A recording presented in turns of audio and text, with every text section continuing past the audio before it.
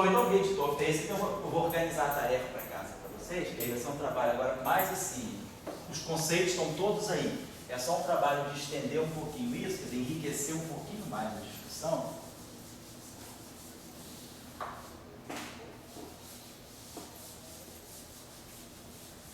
Vou botar isso aqui.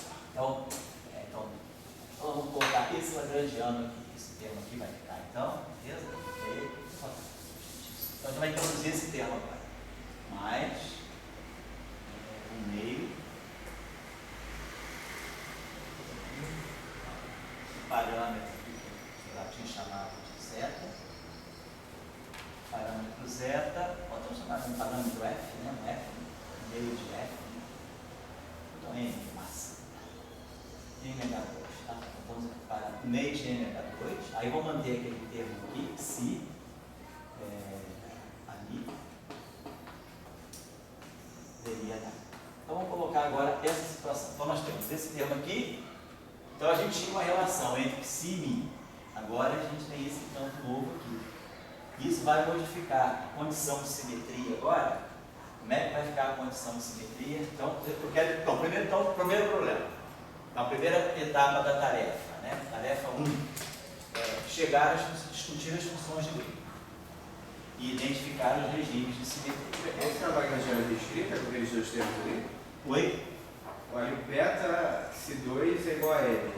Não, aquilo ali é o gate fix, acabou. Aquilo ali é o gate fix. É outra lagrangiana. Estou pegando o exercício que a gente está trabalhando e só introduzindo esse termo novo. Tá? É o exercício que a gente veio fazendo, introduzindo esse termo. Então, discutir aqui as funções de Green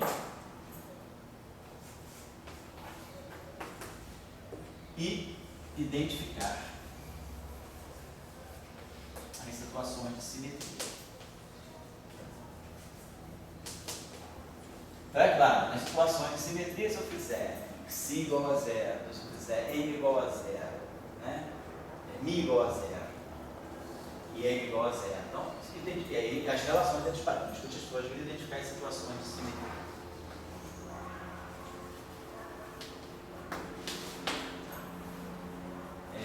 Então, 2.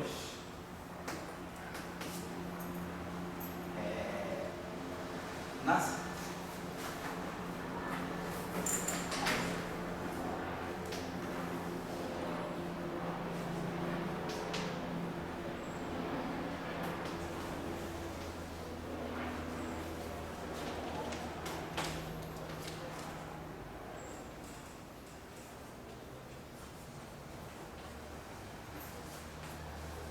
Calcular as funções de Green no gauge R. De Toft.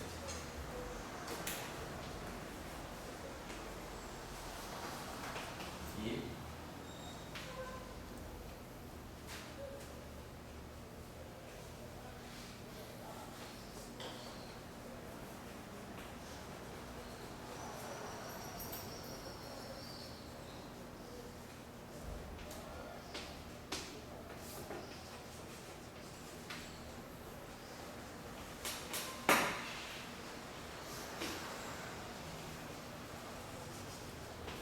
então, quando vocês calcularem tudo do gauge RC, vocês vão ver que vocês vão observar alguns polos com características meio estranhas. Aí eu gostaria que vocês discutissem isso. Certo? Então, é a historinha aí do campo vetorial. Então, quer dizer, quando a gente for fazer agora QED, para nós, normalmente aparece aqui.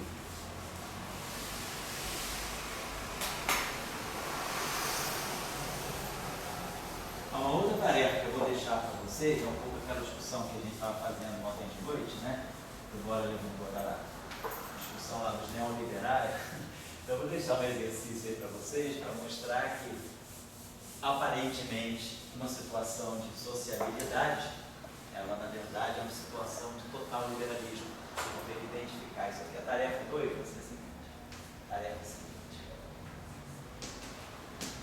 Essa aqui foi a tarefa número 1, vou deixar a tarefa número 2 aqui. Que é a seguinte. Consideremos, problema simples assim, né? Mas consideremos um conjunto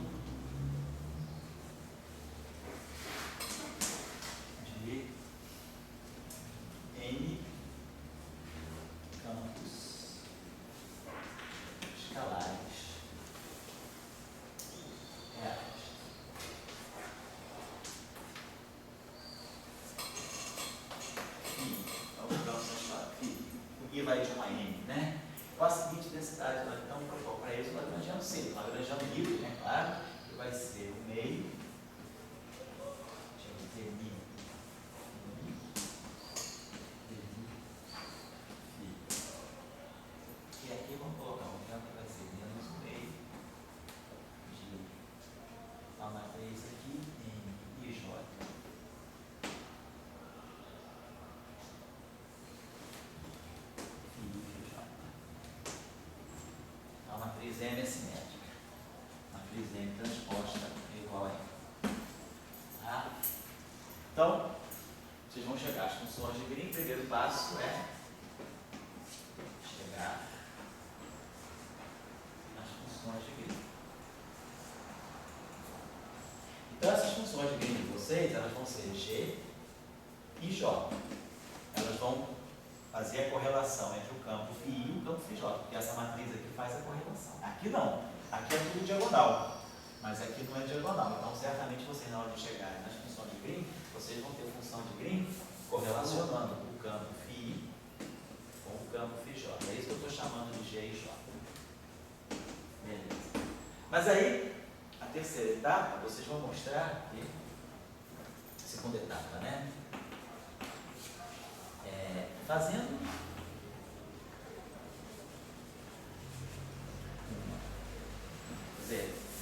se a matriz M é uma matriz simétrica, toda matriz simétrica N por N, ela pode ser diagonalizada por uma transformação ortogonal. Então, pelo teorema espectral da álgebra linear,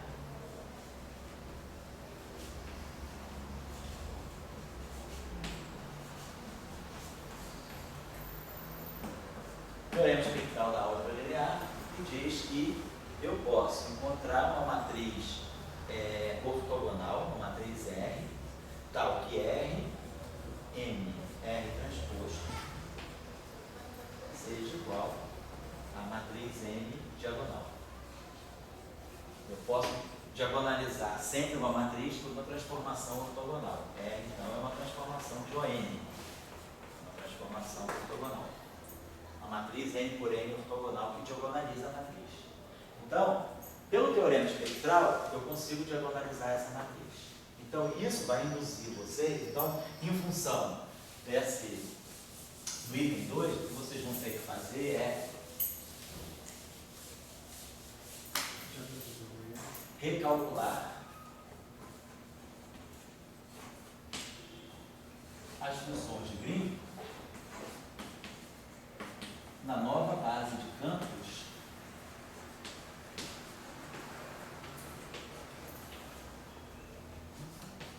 vamos chamar de campos φ maiúsculo agora,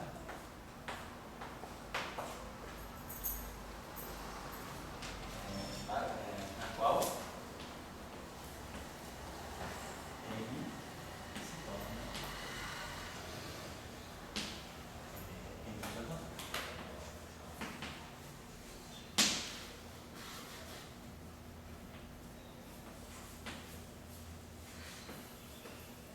Vamos fazer esse cálculo. Qual é a conclusão que vocês vão chegar? Certo? Então, a conclusão que vocês vão chegar é que esse conjunto de campos altamente correlacionados pela matriz M, na verdade, tudo não passa de uma enganação. Na verdade, todos os campos podem estar soltos. A gente pode ir para uma base onde eu não encontro nenhuma correlação. É uma parametrização melhor. Estou escolhendo uma situação com melhores coordenadas de campo para descrever o problema. Então, é só essa tarefinha para vocês fazerem. Professor, você tem uma referência assim como rápida Sobre? para ler sobre essa discussão do níveis fixos? Ah, peraí. Vamos pegar um lugar bom. Muitos livros são muito esquemáticos sobre isso. Um lugar onde tem uma boa discussão sobre gate fixing é aquela referência que eu dei para vocês do Warren Ziegel, que é Fields. Fields do Ziegel.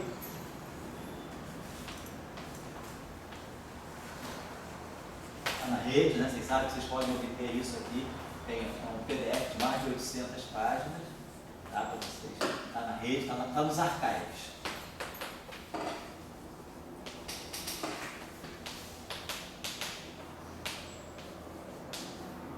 Vocês podem pegar nos arquivos e discute muito bem o gate fixing. Depois, um livrinho bom para discutir o gate fixing também, eu acho que está feito de uma maneira assim, despretensiosa. Eu não sei o Greiner, não vi no Greiner. Vocês podem olhar o Greiner também tem sempre coisas boas, né? Mas o livrinho do Pierre Ramon, ele tem uma discussão boa sobre gate fixing também. field, vamos botar lá.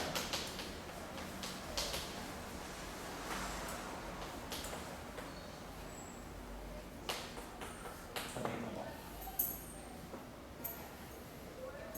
Legal?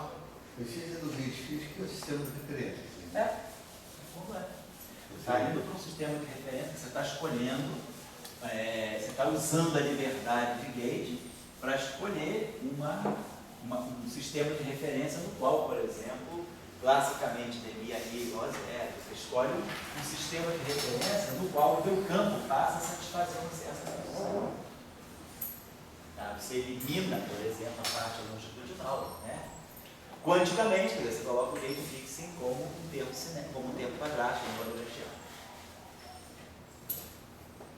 O que é importante, não vai ficar claro, acho que nesse curso aqui eu não vou poder abordar muito isso, mas no curso do semestre que vem, quando a gente fala de teorias não abelianas, a gente aborda, sobretudo na parte do Tião, quando o Sebastião fizer a quantização da QCD, ele vai ter que entrar com o setor de Ghost, de Faddeev e Popov. Então, o setor de Faddeev e Popov, ele ressente muito, quer dizer, os Ghosts de Faddeev e Popov, eles são colocados em função do gate fixing. Então, dado o gate fixing, aquele gate fixing é que vai te instruir como colocar os fantasmas de Faddeev e Popov na quantização. Isso é necessário na teoria não abeliana. Na QED nós podemos introduzir na QED não precisa introduzir porque eles se desacoplam. Na verdade, é aqueles que desacoplam. Por que você introduz o ghost de Faddeev e Popov? Porque quando você está numa teoria não abeliana e você introduz o gate fixing, como nós já entendemos, quando nós introduzimos o gate fixing para poder tirar as funções de Green, a gente está maculando a teoria com os campos que são de norma, os campos que são não físicos, né? Um setor que a simetria de gate proíbe. Aquilo que a simetria de gate proíbe, você joga pelo gate fixing, tá bom? Só que numa teoria não abeliana, diferentemente da teoria abeliana, você perde o controle de que, quando você introduz o setor de spin zero, os campos de Young-Mills, você perde o controle de que eles fiquem livres. Então, essa condição que a gente tira na QED, que dá Lambertiano, de Mi a Mi é igual a zero, o que a gente faz com o gate fixing? A gente coloca esse cara no Lagrangiano e ele passa pela equação de movimento, ou seja, ele passa a ser um campo que satisfaz uma equação de Langmuir. Então eu digo, eu tenho partículas de massa nula se propagando com essa dinâmica aqui. Foi o que o gate fixing fez para você. Só que elas estão livres. Quando a gente faz o princípio variacional, aqui, a corrente de gate, aqui apareceria a parte longitudinal da corrente. Apareceria justamente aqui o dmi j, apareceria o dmi j, porque a equação de Matos seria essa. Dmi, F mili, presença de fontes agora, mais o termo de gate fixo. Dmi a mi igual a j mi. Então isso agora é a equação com acoplamento. Eu botei o campo de Matos agora está acoplado com uma corrente, está com gate fixo. Aí eu faço a mesma historinha. Tiro o θ mini. Quando eu aplicar o θ mini aqui, esse termo morre e esse termo aqui fica. Então a gente vai ter, quando eu aplicar o θ mini, vamos colocar assim, vamos aplicar o dmi aqui. Quando eu aplicar o dmi aqui, isso aqui morre. Como essa corrente aqui é conservada, ao aplicar o dmi aqui, isso aqui morre. E aí sobra para nós justamente isso aqui. Então, o setor, o gate fixing, me fez esse cara se propagar, mas ele não vê a corrente, ele desacopla da corrente. Então é livre. Numa teoria não abeliana, quando isso aqui, eu faço isso aqui para uma teoria não abeliana, eu não tenho com essa corrente que está aqui, ela deixa de satisfazer essa condição. Então, não é que a corrente de gate deixe de ser conservada, é que eu vou ter, além dessa corrente, eu vou ter termos que vêm dos acoplamentos não abelianos. Isso aqui modifica. Então, o caráter não abeliano da teoria vai fazer com que isso aqui seja diferente de zero. Uma teoria não abeliana exige dessa condição. Então, quando eu fixo o gate, esse carinha aqui, ele não é um campo livre. Tem algo aqui no lado direito. O lado direito aqui é diferente de zero. Tem algo aqui. Tem uma espécie assim, de uma corrente J, uma corrente escalar. Então, esse cara não se desacopla. Então, o que você precisa fazer? Numa teoria não abeliana, como os ghosts, como as partículas ruins que você introduziu para poder tirar a função de green, elas não se desacoplam, você introduz os ghosts de Faddeev-Popov. O que os ghosts de Faddeev-Popov vão fazer? Eles são ghosts, que vão cancelar os outros ghosts. Então, você introduz ghosts for ghosts. Você introduz um setor de ghost extra, que é o Faddeev-Popov. O papel desses ghosts de Faddeev-Popov é que eles vão caçar para você justamente aqueles ghosts que você introduziu pelo gate fixing. Está certinho, eles cancelam o efeito um do outro. Então, o papel do ghost de Faddeev-Popov é ele matar os ghosts que ficam no processo de quantização. E aí resolve o problema. Então, numa teoria não abeliana, eu preciso dos ghosts de Faddeev-Popov. E eles são introduzidos justamente em função do gate fixing. A forma do gate fixing é que vai modelar a parte de Faddeev-Popov que vai entrar no Lagrangiano. Então, vocês vão aprender direitinho no curso lá quando se fizer a parte de PCB do Sebastião. Estou só chamando a atenção, porque, como você pediu assim, uma referência melhor sobre o gate fixing, quando vocês lerem sobre gate fixing, vocês já estão preparando a estrada para compreender a introdução dos ghosts de Faddeev-Popov, uma teoria não abeliana. Na QED, na eletrodinâmica quântica, a gente não precisa introduzir os ghosts de Faddeev-Popov, porque os próprios ghosts, né, no gate covariante, eles se desacoplam. O convidado albertiano de D' igual a zero. Então, eles já estão desacoplados. O ghost de Faddeev-Popov, ele entra justamente no sentido de absorver esses caras quando eles não se desacoplam. Eles cancelam o efeito negativo do ghost. Essa é a questão. Os edifícios não correm assim, o livro de aquela tipo de essas forças não industriais, né? Essas centrífugas. Sei. Às vezes acontece, não chama de referência, é que eles chamam de referência tudo certinho. Mas aí tem uma coisa centrífuga. Mas depois no outro não tem. E ele não tem essa. Pois é, dependendo, ela passa por esse problema. Por exemplo, na QCD, vocês lá na Oeste trabalham muito com gate de Landau, né? Eu sei que o grupo lá de vocês gosta de trabalhar com gate de Landau, que é um gate que tem propriedades muito interessantes. Se você vai para o gate de Landau, ou você fica no gate de Feynman, quer dizer, a escolha do sistema de referência já te faz ver propriedades diferentes. E você vai para numa teoria não abeliana, que eu falei com você, uma teoria não abeliana, a gente precisa introduzir os ghosts de Faddeev-Popov. Mas se eu escolher um gate, que não é nem o gate de Landau, nem o gate de Lorentz, se eu escolher um gate chamado gate axial, nesse gate, eu não preciso dos ghosts de Faddeev-Popov. Porque nesse gate, se eu escolher esse sistema de gate, esse referencial de gate, vamos colocar assim, as partículas que eu introduzi, que tem o problema, né, de dar a norma negativa, que são as partículas não físicas, elas já se desacoplam.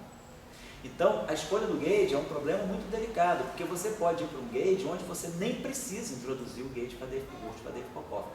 Na QED, se vocês abrirem qualquer livro, normalmente a declaração meio assim, uma declaração universal que se tem, meio senso comum, não precisa se introduzir os ghosts de Faddeev-Popov na eletrodinâmica quântica, porque ela é uma teoria abeliana. Tá certo? Tá.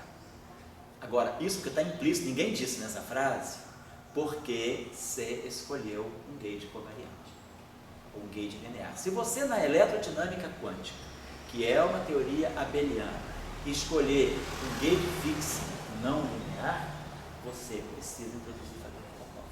Então, sempre tem muito cuidado quando lerem certas afirmações, tem sempre que olhar aquela afirmação, ela é válida em que gate. Então, numa teoria de gate abeliana, como é o caso da eletrodinâmica quântica, eu posso encontrar fixações de calibre que me obriguem a introduzir Faddeev-Popov. Apesar de ser universalmente, qualquer livro que vocês abrirem de QED não tem Faddeev-Popov. Está errado? Não, claro, está certíssimo, porque o pessoal já está implícito que você já está trabalhando no gate covariante, está trabalhando no gate, você bota o teu gate fixo, é esse aqui.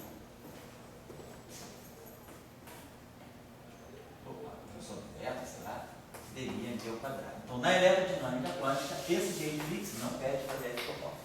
Mas se eu introduzisse um gate fixing assim, dmi, em vez de tomar classicamente dmi ali igual a zero, tem um gate fixing não linear, dmi ali mais um parâmetro aqui, sei lá, si, a mi ali igual a zero. Isso aqui fixa o gate para você? Fixa. Isso aqui também é um gate fixo, não é eletrodinâmica. Não linear. Mais interessante ou menos interessante em que aspecto? Não vamos discutir isso. Quando alguém queira fazer um paper, precisa fazer uma publicação e escolher esse gate aqui pelas suas razões. Esse cara vai ter que colocar a fadeira de propósito na eletrodinâmica. Então esse cara aqui, se ele escolher esse gate fixo,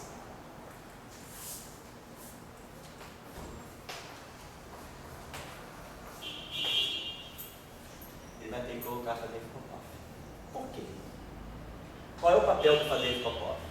Ele só é introduzido se o teu gate fixo não desacoplar o setor não fixo. O que esse gate fixo fez? Qual é o papel daquele gate fixo? É introduzir o quê?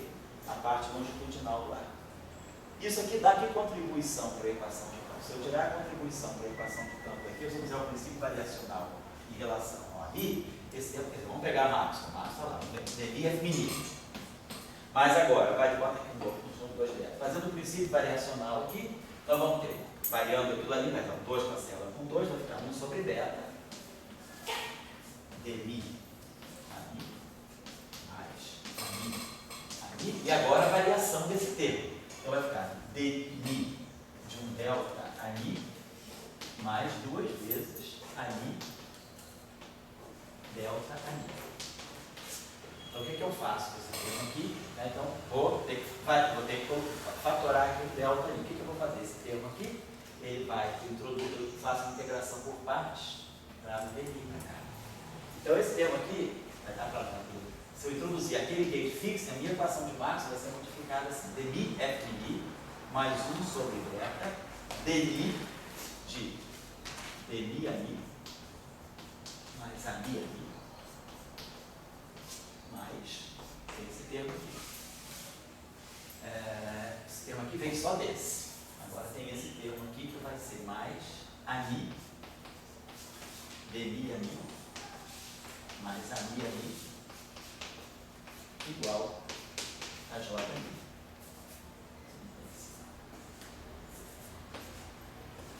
Então a equação de campo é esse exercício simples. Faz colocando aquele gate fixo, colocando isso aqui, né? Esse meu lagrangiano, então agora for o lagrangiano de Maxwell.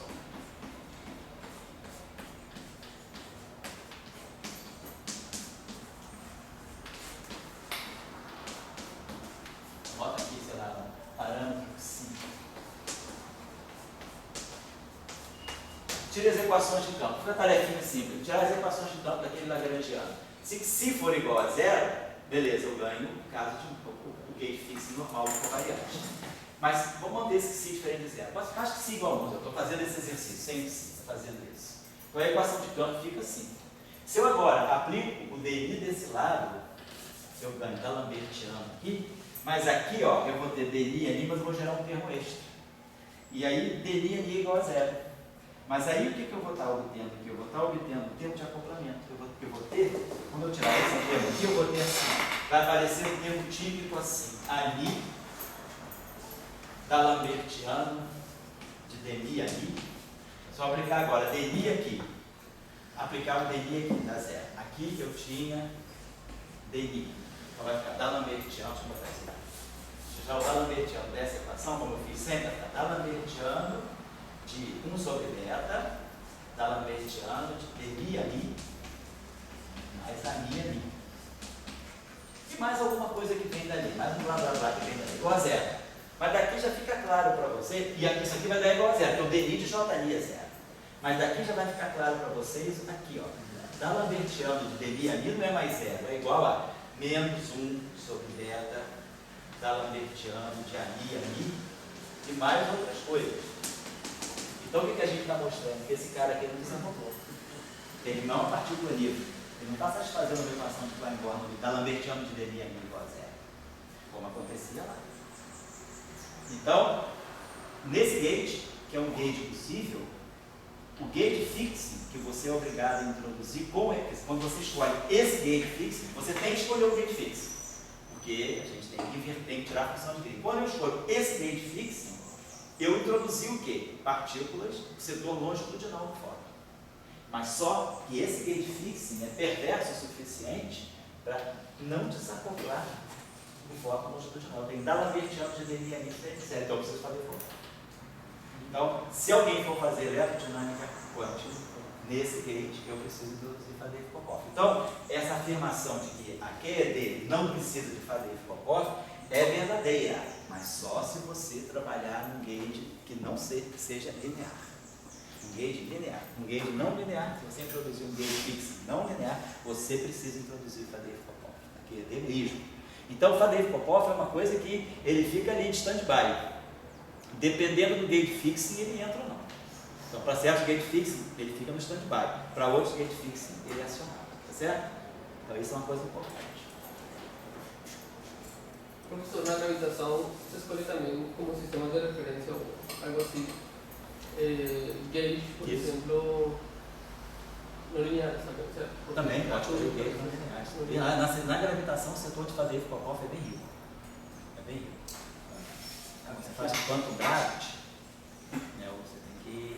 Não é trivial, não. Quem anda discutindo essa questão na quantum gravity é o Toft. O Toft tem feito trabalhos nos últimos 3 anos muito interessantes sobre muitas questões que não são triviais na gravitação quântica. Se você olhar um pouco o que os pais lá no Slack do Toft, você vai ver que de 2009 para cá ele vem publicando algumas coisas interessantes nesse sentido. O mecanismo de Higgs dentro do campo gravitacional. Ele tem uma formulação lá que ele interessante de interpretar os gravitons como sendo bósons de Bose, como sendo spin-2 de Bose. Tem uma série de coisas interessantes que estão sendo desvendadas agora na gravitação. Agora, a história final é que a física, essa palavra indiana, ela tem que gerar um número, né? Tem que gerar parâmetros, números, funções, sessões de choque. Isso que ela não pode depender do gate fixo. Isso. Grandezas físicas, não. Quando a gente mostra a equação de movimento, dá para ver muitas possibilidades. Eu até hoje não entendi direito essa coisa da liberdade do gate fixo. Eu já fiz cálculo. Claro, uma coisa é a gente fazer cálculo. Outra coisa é entender. O gate do Coulomb e o outro gate da radiação, daí dá um número resultado. Então são muito próximos. Mas você diz, bom, agora eu vou pegar isso que o professor Dourel fala, esse gate.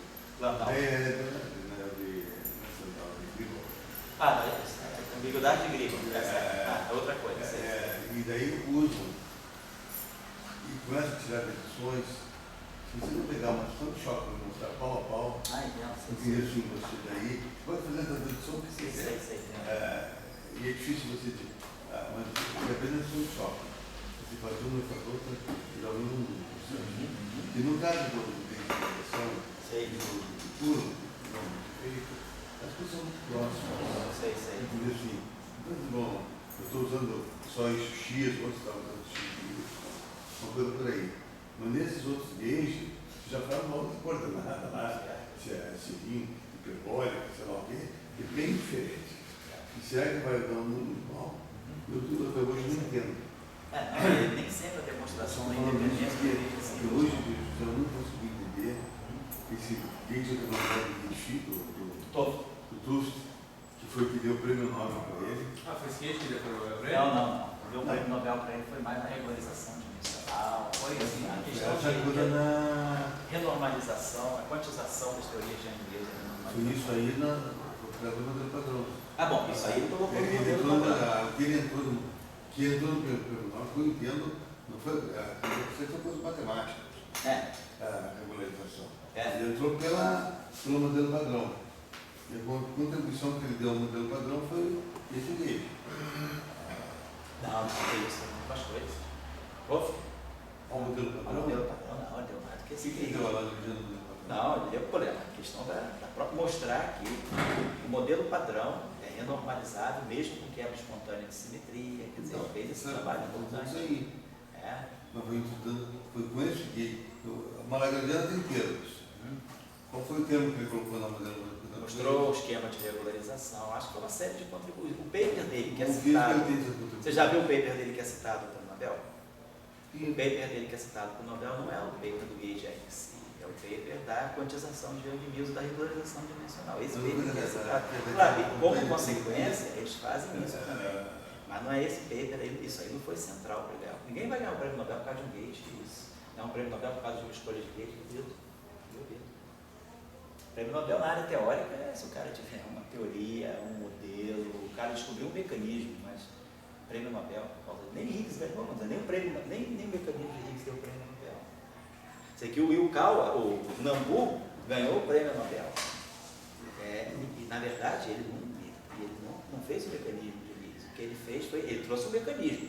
Por que o prêmio, vai olhar esses prêmios Nobel da nossa área, né? Não em matéria condensada, mas na nossa área, ninguém ganha prêmio Nobel por uma coisa assim, escolha de um gate fixo seria muito pouco. O cara tem que ter uma teoria, o cara tem que descobrir um novo fenômeno. Eu acho que para o Nambu, por que não, se deram o prêmio Nobel para o Nambu, eu pergunto, por que não deram para o Higgs? O mecanismo de Higgs. Claro, dar para o Higgs sozinho é meio complicado, porque o mecanismo de Higgs foi Higgs, foi Guralnick, tem uma série de nomes associados, Salana, Goldstone, Weinberg, tem um monte de nome.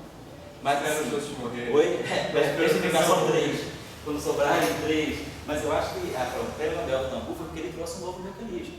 Ele trouxe para a física de partículas um mecanismo de geração de gap da supercondutividade. Então eu acho que se o cara traz, aí se a gente vai olhar Salano, Weinberg, eles formularam uma nova teoria da interação fraca. Depois a gente vai olhar o Toft e Veltman.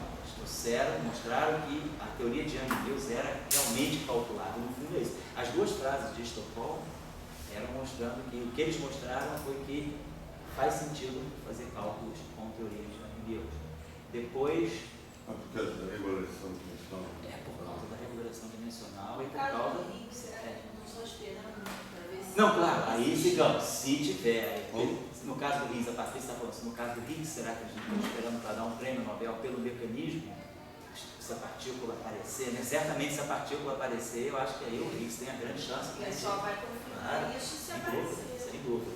Porque, por exemplo, na teoria de Salano, Weinberg, né, o prêmio Nobel veio antes de muitas confirmações, veio antes da confirmação dos bósons, das massas dos bósons, da questão das correntes neutras, né, da relação entre a corrente neutra, né, da corrente J0 e a corrente eletromagnética J3. Então, eu acho que na nossa área, assim, o cara, para levar o prêmio Nobel, realmente tem que fazer... Você vê, o próprio o Witten deu muitas contribuições à nossa área, mas o prêmio Nobel dele não saiu. Ele ganhou medalha Fields, que é o prêmio Nobel lá dos matemáticos, mas na nossa área, quer dizer, ele não chegou, ele assim, mostrou muitos aspectos importantes e mostrou mecanismos, mas não chegou assim, a mostrar uma teoria mesmo, uma teoria. Qual é a teoria do Witten, né?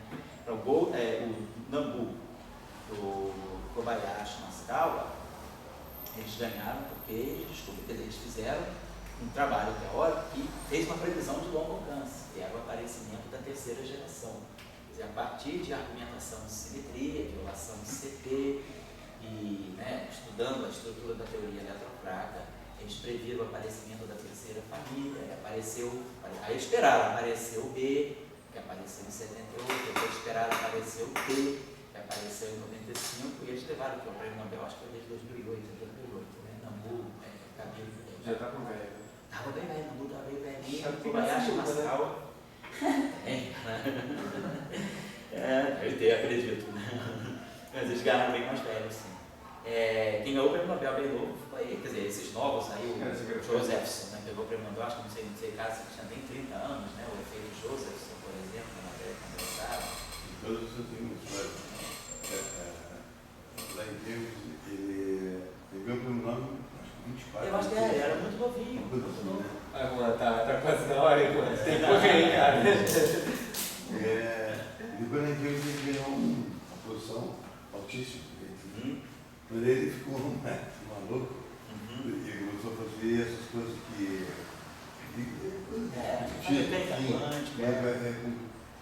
Mas ele continuou com uma posição que tinha lá.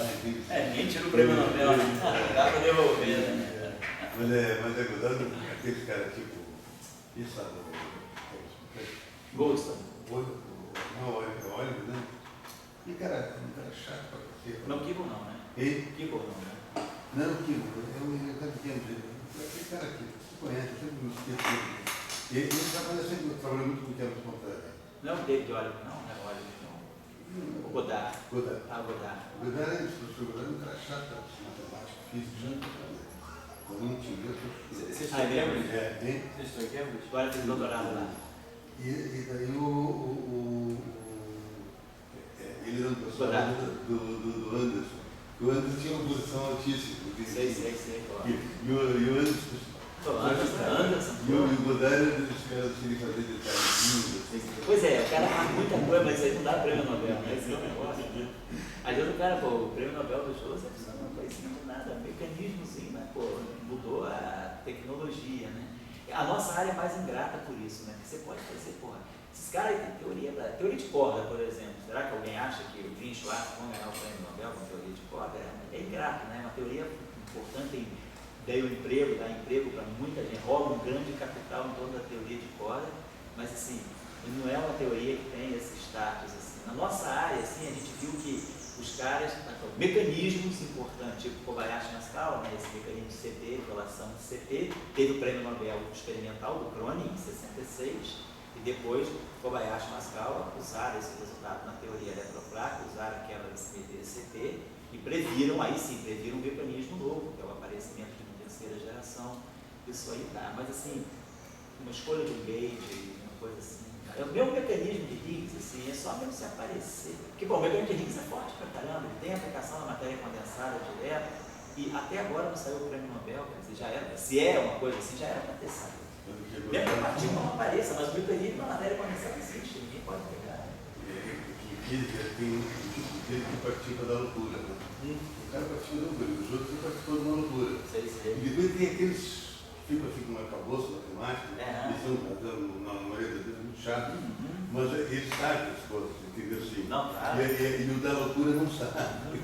Às vezes o cara dá um chute certo. O cara dá. O professor Salan mesmo, o professor Salan ele é um cara de chute. Assim, ele sabia bastante, mas tinha uma formação muito boa. Mas assim, as contribuições dele não vieram pelo caminho da matemática, ela vai articulando as equações, mexendo, e chegou lá, não. Ele dava um baita chute.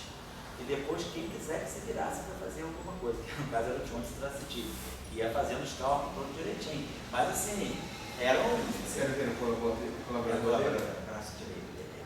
Era o escravo. Vamos dizer assim, o John Strasity fazia tudo, todos os cálculos, e o Salan seguia, ele era muito agudo, você podia mostrar, olha, eu já vi coisas do Salan que você vê 3, 4 quadros cheios no final, cara, não é isso, está errado, não é isso. Ele seguia qualquer matemática. Os caras lá de Williams, esse pessoal quando ia da cidade de fora, ele seguia.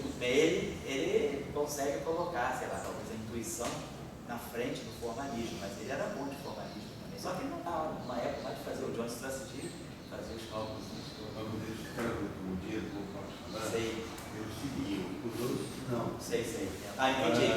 Aí você fica falando. Parou ali e foi fazer outra coisa. Toda pessoa inteligente, né? Mas o Godard, ele era um cara chato. Quem? O Godard? O Godard. E o Godard, os alunos todo mundo tinha medo dele de prova dele. Ele era odiado. Matemático pra caramba. Mas ele odiava o Joseph. Eu não sabia, essa história eu não sabia, não. Então, meio. Alguém vai ganhar o prêmio Nobel com física e matemática? É difícil, né? É uma área difícil, nesse sentido, é uma área ingrata, porque você mostra que as coisas fazem sentido, mas daí alguém chega para você e fala, pô, mas eu já sabia disso há muito tempo, você só mostrou. Mas é um pouco ingrata. Física e matemática quer dizer, é um trabalho difícil, um trabalho árduo, e você, quer dizer, aí o cara, pelo amor de Deus, não estou desmerecendo, eu estou dizendo que vamos dizer assim, é uma dicotomia da profissão, porque você rala pra cacete para fazer coisas complicadas, mostrar que certas coisas fazem sentido. Quando a gente na teoria de campo, a gente mão suja, né? Você suja, não, você soma infinito para cá, infinito para lá, normaliza, tem uma miséria e sai um número no final do dia. Aí o cara leva 20 anos para mostrar que tudo aquilo faz sentido. A gente veio para o Nobel não. Aí, pois é, aí o cara fala, pô, você levou 20 anos, eu já sabia disso há 20 anos atrás, que eu já estou calculando isso. Então é um pouco ingrata a física, a matemática nesse sentido, né? Os caras ficam meio assim, que é difícil de reconhecer o trabalho. Porque é difícil o seguinte, na física, por exemplo, as grandes teorias elas não vieram da física matemática. Você primeiro faz a teoria de uma maneira suja, joga lá, depois é que o físico matemático vai mostrar, dar um sentido àquilo tudo, mostrar as convergências, mostrar que aquilo matematicamente é controlável, né? É um pouco a dificuldade do trabalho da física matemática. Quer dizer, ele faz uma coisa que você diz que já sabia há muito tempo, né? Quando você não sabe nem começar o que ele está fazendo, né? Tem certos trabalhos de física matemática, ele não passa nem da introdução, né? O cara fala de coisas muito, muito complicadas. Viu o seminário do Chepot aqui, né, na nossa conferência, né? O seminário de inverse, né? Não sei, super iano N igual a 2. Cara, olha que eu trabalho com N igual a 2, N igual a 4, super iano mil, super não sei o que, cara. Você sabe, você imagina a imagem que você tem, imagina um cachorro que está amarrado numa corda, na carroceria de um caminhão, que está em alta velocidade, o cachorro está correndo, trocando, ele fica com 8 pernas para poder ser arrastado pelo caminhão. A imagem como se eu era o cachorro e o Chepot. Não, e o Chepot era o motorista do caminhão em alta velocidade, e o cachorro pegou um pombo de 8 pernas, cada coisinha que ele falava, tá, isso eu estou entendendo. Aí eu ligava para ele, mas o seminário foi difícil, cara, mas assim, um troço que você sabe fazer, você sabe. Mas ele viu estrutura, um cenário bonito, assim, estético e abstrato, né? Quer dizer, ele conseguiu ver o mundo abstrato numa situação concreta, né? Muito concreta, que é N igual a 2, dualidade. Então, aí é que é a questão do físico matemática, você fala, o cara faz tudo, depois a revista dele não é nem quase, ainda tem isso, as revistas de física matemática, elas são um fator de impacto baixo, porque a comunidade é pequena. Então, você pega um cara aí que faz um artigo assim, bem tipo, sabe, comércio, química mesmo, né? Faz um artigo bem assim, terra a terra, o cara publica Nature às vezes, né? E publica PRL. Agora o cara que faz um trabalho desse, publicar um PRL é difícil. Então, e as revistas da física matemática, se a gente for olhar a classificação da CAPES, por exemplo, que é Qualis A1, Qualis A2, a melhor revista da física matemática começa com A2, tá? Não é A1. Na nossa área a gente tem muitas revistas A1, Físicas Letras B, Nuclear Física, JREP, a gente tem várias revistas, a gente tem revistas A1, mas não, Físicas Letras B não, o JREP que já é A1. Físicas Letras B é A2, mas a física matemática, a revista mais difícil deles, que seria o PRL deles, é A2. Então, quer dizer, o cara faz um trabalho difícil, um trabalho assim de muito abstrato, mas no fundo o quê? Para mostrar que aquilo que você diz que você já sabe, está certo. Ou seja, pelo menos eu sei uma coisa que está certa. Pior se ainda mostrar que está tudo errado. Eu não aquele professor também da criança. O Strock? Strock. Pois é. Strock era o nosso terror lá, gente. Tem até o livro dele, né? Ele é excelente professor, excelente. Mas o trabalho que ele fazia era sempre esse. Ele trabalhou um tempão para mostrar uma série de autoconflitos dentro do mecanismo da corda espontânea da simetria. O trabalho dele era um trabalho assim. Se vocês pegarem o livro dele, tem um livro excelente na biblioteca. Eu fiz vários cursos com ele, fiz 3 cursos com ele. Ele dava um curso de teoria de campo, a gente fazia na CIS, a gente fazia 3 cursos de teoria de campo, e o curso Cerejinha era o dele, que era o curso de fechamento. Então era um curso muito assim, geral. Mas ele tem um livro aqui na biblioteca excelente, que eu acho que é alguma coisa como teoria. Bom, se vão lá, o nome dele é Franco Strock. Na minha opinião, é um dos livros excelentes de teoria de campo, mas não é um livro que ensina a calcular. É um livro que ensina a aplicar a teoria de campos, a matéria condensada, superfluidez, mais aspectos não perturbativos e fenômenos coletivos em teoria de campo. O livro dele, lá na CIS, esse curso chamava Física Theoretical Quantum Field Theory, era a teoria quântica de campos teórica. O livro dele é alguma coisa como, eu acho que é Many-Body Methods, ou Métodos em Física Teórica, mas é o único livro que tem na biblioteca. Essa é uma grande referência, é um livro excelente. Se vocês querem entender o mecanismo de quebra espontânea da simetria, o mecanismo de Higgs, ele explica super bem ali, contextualizado na superfluidez, na supercondutividade, esse livro é excelente, vocês vão ver. Mas ele era desse cara, físico matemático, né? Ele trabalhava pra caramba para mostrar que as coisas faziam sentido. Tu vê aquele outro dele, pelo menos. O Tarski. Esse aí eu coloco na outra categoria que você falou. Eu vou dizer o seguinte, eu não conseguiria de nenhuma mulher casar com físico matemático. A tua filha, né?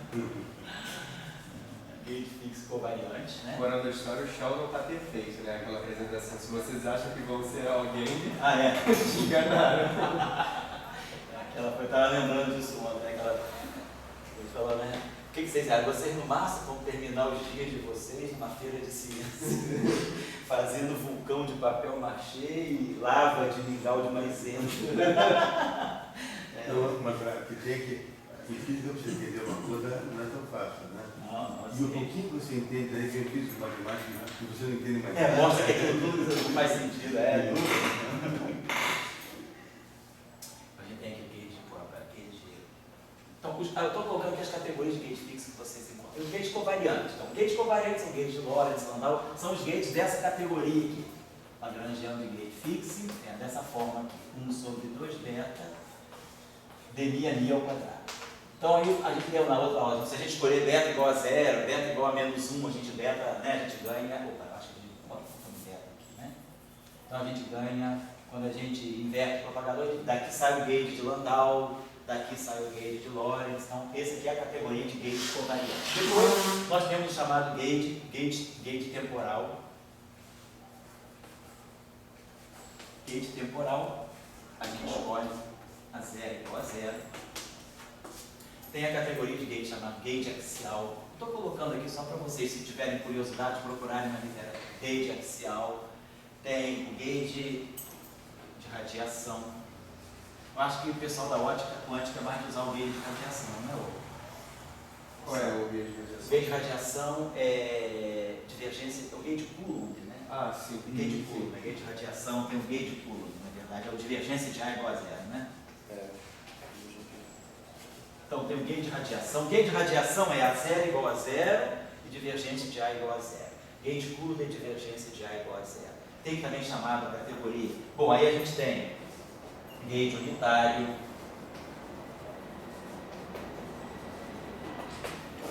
Se alguém quiser fazer um trabalho de fim de curso só sobre as escolhas de gate, fazer uma monografia assim, sobre gate fix, poderia ser uma coisa, assim, em termos de curso, bastante instrutivo. Gate unitário, o gate X, o gate R de Torres. Temos também o chamado gate de Poincaré, que é um gate bem complicado. O gate de Poincaré é o gate axial, eu coloquei lá. Gate axial, gate de radiação, gate unitário, gate R de Torres, o gate de Poincaré. É assim, mais ou menos assim, eu vejo esses gates como sendo os principais. Teve um workshop uma vez em Viena, acho que esse livro está disponível aqui na biblioteca. O workshop foi só de gate fixings. Foi um workshop de gate fixings, vocês podem procurar lá, deve ter. Tem, certamente, tem gates não lineares, como aquele que eu mostrei para vocês, né? Gates não lineares. Esses gates todos aí são lineares.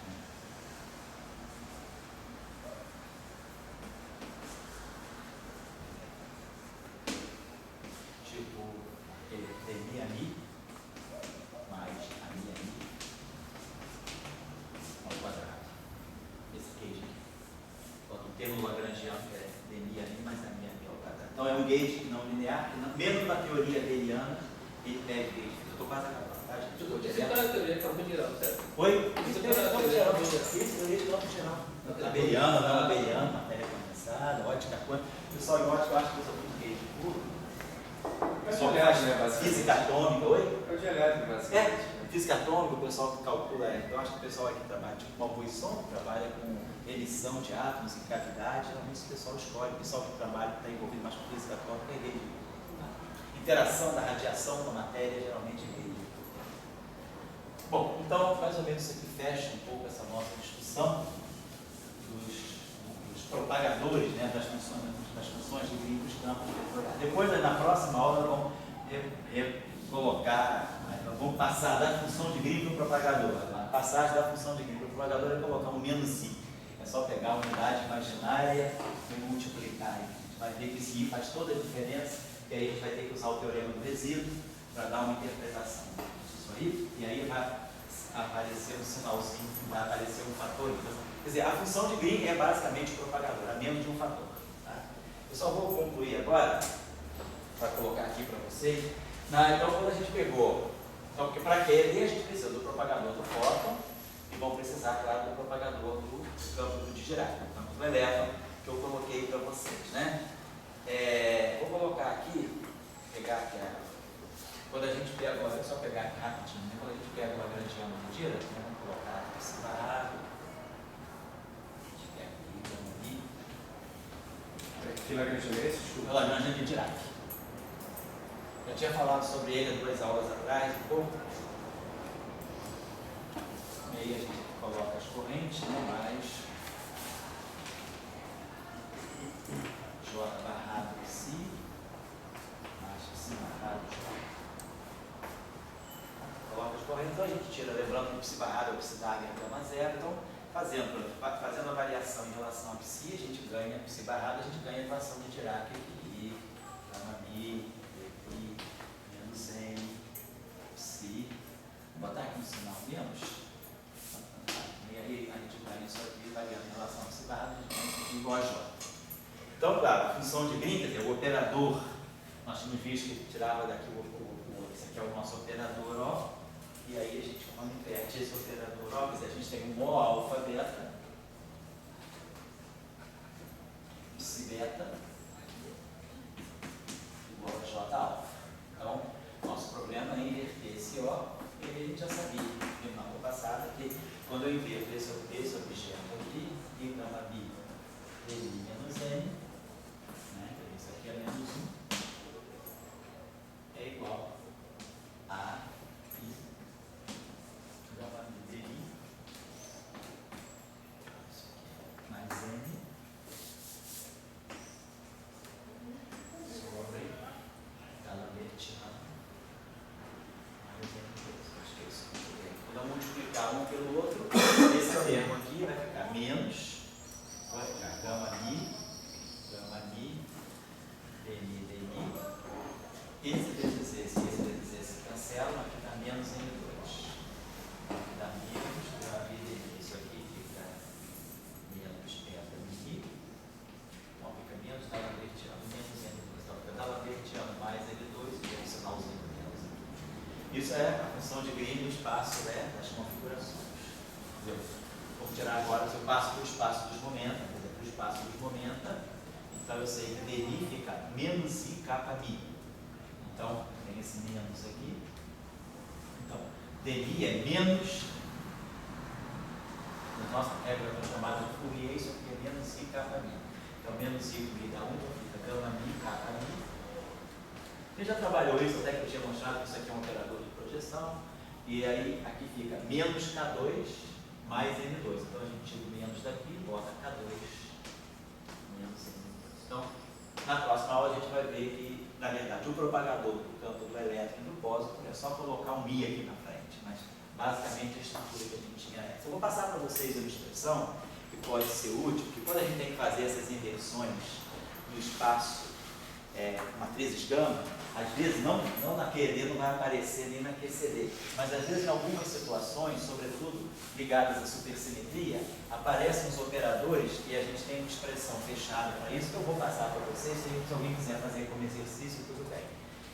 Mas também é uma expressão mais geral, que aí vocês aprendem a inverter qualquer coisa que envolve as matrizes gama. Então, a questão é essa aqui. Aqui a gente já pegou na tese do Luizinho, na tese de mestrado dele apareceu essa coisa, esse resultado é bastante útil. Vamos botar aqui. Suponhamos que a gente tem um operador que tem essa estrutura assim, no espaço. Então, esse operador é o operador que está no espaço das matrizes gama de Dirac. É um operador na álgebra de Clifford das matrizes gama. Então, suponhamos que eu tenho aqui um parâmetro A vezes a matriz identidade. 4 por 4. Falando da álgebra das matrizes gama. Aqui eu tenho um coeficiente B, tenho a matriz gama 5, a nossa famosa matriz gama 5. Aí tenho aqui um vetor qualquer que eu chamo de VI, gama mi. E tenho aqui um vetor que eu estou chamando de WI, multiplicado por gama mi, gama 5, que é o setor seu de vetor. Esse VI aqui, não precisa ser um vetor só, pode ser I de mi. Essa expressão aqui, se eu tiver que inverter essa expressão, é só chegar lá e pegar A igual a menos N, que ele está multiplicando a identidade, o B é 0, não tem B, aí o VI é I líder onde mi e o WMI é zero. Essa expressão aqui generaliza isso aqui. Eu estou usando a matriz gama-5, que é a matriz de quiralidade, o gama-mi, que é a matriz vetorial, e aqui o gama-mi, gama-5, que é o pseudo-vetor. Essa expressão aí é geral. Então, a expressão da matriz inversa, o A-1, se a gente fizer os cálculos, ele vai ter a seguinte estrutura. Ele vai ter um A maiúsculo aqui. Vamos ver quem são esses coeficientes. Vezes a identidade. Então, essa estrutura se perpetua da seguinte maneira. Aqui vai aparecer um D gama-5. Aqui vai aparecer um novo objeto S-mi contraído com gama-mi. Aqui vai aparecer um R-mi aparecido com gama-mi, gama-5. Só que no processo de inversão aparece um elemento novo, um elemento estranho aí, que é um L-mi sigma mini. Onde esse sigma mini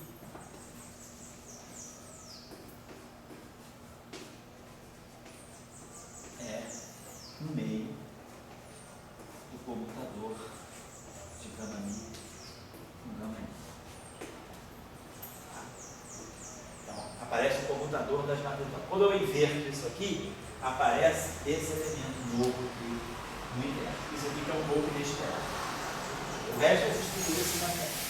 E aí, claro, para mostrar que isso é o inverso, eu multiplico um pelo outro, tem que dar identidade. Então, eu vou ganhar um sistema de equações para os coeficientes A, B, RI, SI, RI e RI. Então, os resultados que a gente obtém são esses aqui. Né?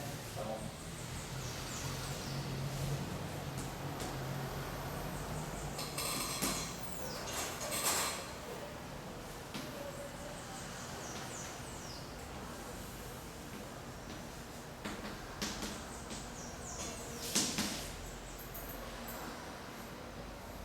o A grande acaba assim, A, que multiplica 2 menos B2. Isso parece espinho. Oi? Parece espinho. Parece. Essa inversão aparece o espinho. Sobre que tem um fator aqui delta, né? Dividido por delta. Isso aqui sobre delta. Quando eu vou especificar o que é delta? Sendo, eu já tirei o coeficiente A. Delta, essa grandeza delta é definida pela seguinte expressão. É A2 menos B2 menos B2 menos W2 menos 2 V escalar W, que multiplica A2 menos B2 menos B2 mais W2 mais 2VW mais 4 V2 V2 W. A expressão é trabalhoso, é bem trabalhoso. O garotinho lá, vou tirar. Então, A é isso aqui. Onde A, então, se eu sei quem são os coeficientes A, B, B, se eu sei aquele O, eu automaticamente já sei quem é o primeiro termo do O a menos 1. Aí esse A, e isso aqui, como vocês estão observando, está no denominador, então é daqui que vai sair o colo. No nosso caso particular, em que B é 0, W é 0, eu só tenho isso aqui igual a N e isso aqui igual a I daqui, então isso aqui vai produzir o N2, já aparecendo no denominador, B2 é 0, isso aqui vai produzir o menos, vai produzir o D'Alembertiano, o D'Alembertiano mais N2, isso é 0, isso é 0, isso é 0. Aqui a mesma coisa, a gente vai ter a produção D'Alembertiano aqui, mais N2, isso aqui é 0, isso aqui tudo é 0. Aí, aqui em cima no numerador, eu tenho o A, que é o N, e aqui eu tenho o D'Alembertiano menos N2. Então, esse termo aqui é uma parte do propagador. Se a gente quiser pegar, claro, esse cálculo é geral, se eu quiser particularizar no nosso caso, a gente vê que aquela expressão que a gente obteve ainda agora, ela está totalmente contida nessa expressão. Vamos agora ver quem é o B. Agora o coeficiente B, que é o coeficiente, esse não está presente no propagador, porque esse não tem gama 5. Então aqui vai ficar menos o coeficiente B sobre W, sobre delta, que multiplica A2 menos B2 mais W2. Então esse aqui é o coeficiente B grande. Aí agora a gente calcula quem é o SI. Quem é esse cara que vai aparecer em frente ao gama mi? Eu estou dando para vocês porque isso aqui realmente vocês não vão encontrar no livro, não. Pode ser útil, né? Se alguém for construir algum modelo termônico, aí veio que não seja exatamente aquela equação do dia, pode precisar. A gente precisou, por exemplo, então estou colocando que foi útil. O SMI acaba sendo dado da seguinte maneira: ele é 1 sobre delta. Aí aqui ele vai ter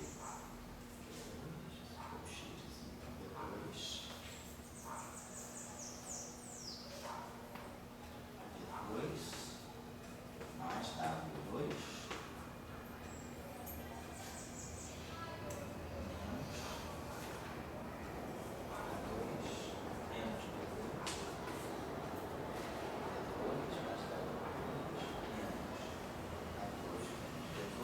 tudo isso aqui multiplicando V menos escalar multiplicando W. E tudo isso aqui, claro, sobre delta. Vamos fazer assim, vou colocar isso aqui assim.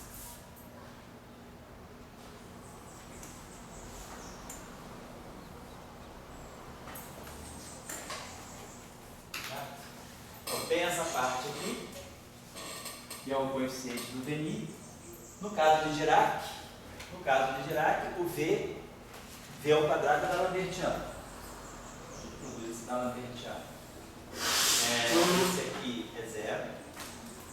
A2 menos B2 é o M2. Eu produzo o D'Alembertiano menos M2, e aí produzo aqui o VMI, que é o IDMI, que vai estar multiplicando o gama mi. E aí esse termo aqui vai cancelar com esse que está aqui embaixo, vai dar direitinho a resposta de Dirac. Então só essa expressão aqui, ela generaliza o cálculo que a gente fez com o Dirac. Então a expressão é essa aqui: V2 mais W2 menos A2 menos B2 que multiplica VMI, tá certo? E aqui V escalar W que multiplica W, tudo isso sobre delta. Agora tem o RMI, que é o coeficiente do gama mi e gama C. Esse aqui também está fora da equação de Dirac. Esse aqui também dá 1 sobre delta. Isso é comum a todos porque é o fator do polo, justamente é o polo que tem que estar presente em todos os propagadores. É 1 sobre delta. E aí aqui também é a mesma história. Aí aqui nós vamos ter menos, vou ensinar o menos global aqui. Então, V2 mais W2 mais A2 menos B2 WI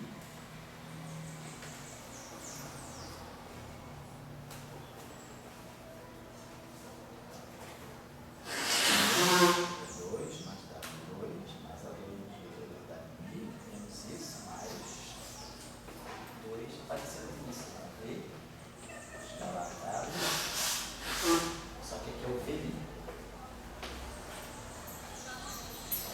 Se eu não copiei errado, esse nível, o SM menos B2 mais A2 mais A2 menos B2, tudo isso está errado. E é tudo isso multiplicando, eu esqueci de botar o projetivo. Um dado corrijam aqui, tá? Então é B2 menos B2 mais W2 mais A2 menos B2, tudo isso fatorando o WI. Depois o termo mais 2V escalar W, V sobre delta. E finalmente o LMI.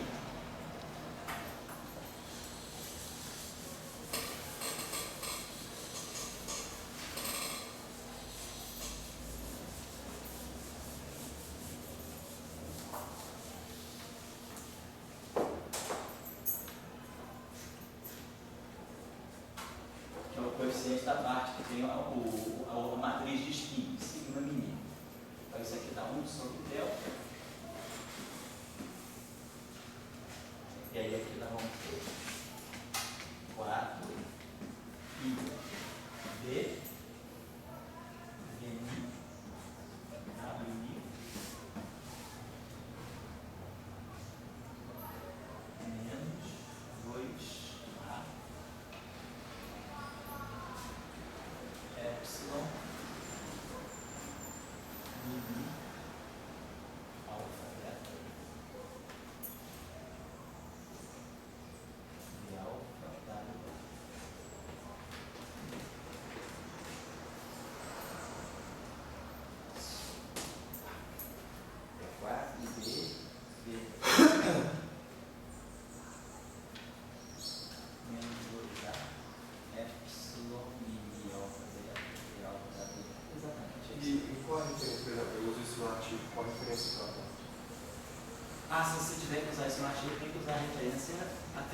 mostrado tudo isso. A gente não colocou isso no artigo que a gente fez, porque era uma coisa meio assim, muito técnica, nem abrimos um apêndice sobre isso. Mas se precisar da referência, a gente está fazendo um outro artigo, a gente vai colocar isso aí no apêndice, porque umas pessoas que leram o primeiro artigo falaram que não entenderam essa expressão, então a gente resolveu, inclusive o referido, pediu que isso aí ficasse no apêndice.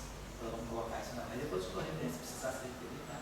Por enquanto, pode qualquer coisa, se precisar, eu te dou a referência. Bom, então, isso aqui fecha para nós aí essa discussão de propaganda, quer dizer, das funções de grupo. Então, na próxima aula, nós vamos trabalhar, então, finalmente os propagadores. Vamos entender por que tudo isso aí tem que ser multiplicado por I. Então, esse I vai ser fundamental para dar o sentido físico do propagador. Quer dizer, a gente vai ver que aí a gente vai entender o polo do propagador e o sentido físico do resíduo do propagador, que vai estar ligado aos módulos ao módulo ao quadrado das funções de onda das partículas que estão associadas aos campos. Então, quer dizer, quando a gente, só para finalizar aqui, quer dizer, quando a gente associa campos, né, com partículas, se uma dada partícula é descrita por um certo campo, então, para esse campo aqui, nós vamos ter os propagadores desses campos, as funções de Lie. Então, a estrutura do propagador, como a gente colocou naquela outra aula, ele era sempre algo do tipo, tem sempre uma estrutura de polo, algo do tipo 1 sobre D'Alembertiano mais M2, e aí aquela matriz que eu acho que na aula anterior eu chamava de P, era uma matriz no fundo, que envolve o spin, quer dizer, a matriz P de spin. Então, essa aqui, então, o polo do propagador está ligado com a relação entre energia e momento da partícula correspondente ao campo. Então, daqui desse polo sai P2, né, igual a P2 mais M2. Então, esse campo descreve uma partícula com essa massa nula, não importa. Essa relação de dispersão. Então, a relação de dispersão está associada ao polo do propagador. E aí, essa matriz aqui, que é a matriz de spin, que no fundo é a matriz de resíduo. O resíduo é uma matriz, né? É uma matriz do espaço dos spins, quer dizer, o resíduo é uma matriz do espaço dos spins. E esse resíduo, os autovalores dessa matriz aqui, essa matriz é uma matriz, então essa matriz aqui tem autovalores, e os autovalores dessa matriz vão estar associados às normas ao quadrado dos sketches correspondentes das partículas.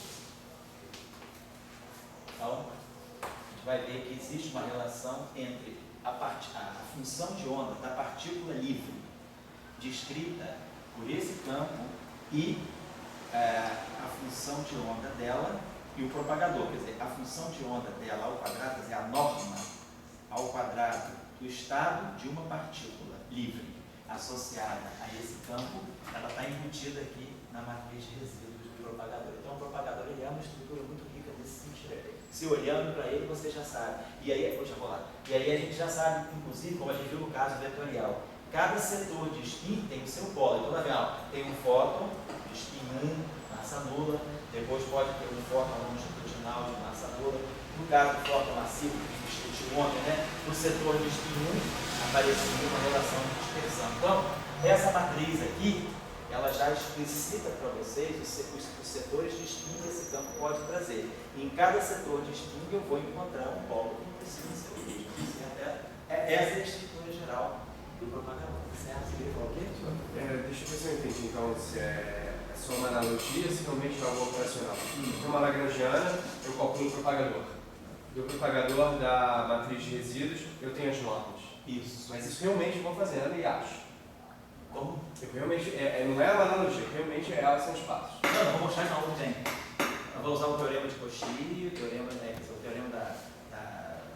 dos resíduos, né? Fazer uma integração no contorno, a integral complexa, duas químicas do somatório dos resíduos, e aí a gente vai ver que isso aí vai estar associado às normas ao quadrado dos campos, das partículas associadas aos campos.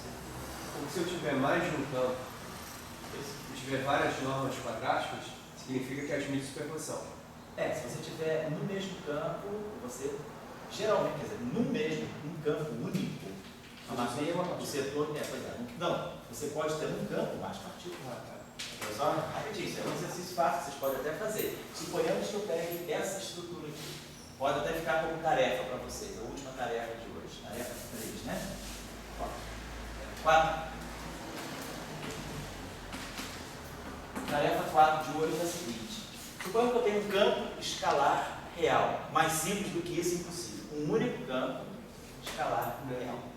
Hã? O Nami gosta de falar isso. O que ele fala? Mais simples e impossível. É, mas não tem como ser mais simples. não sabia disso. Então, estou parodiando o Nami aí. Então, no campo, a situação mais simples, que pode ser a mais complicada, eu sempre digo, o campo escalar é a maior enganação.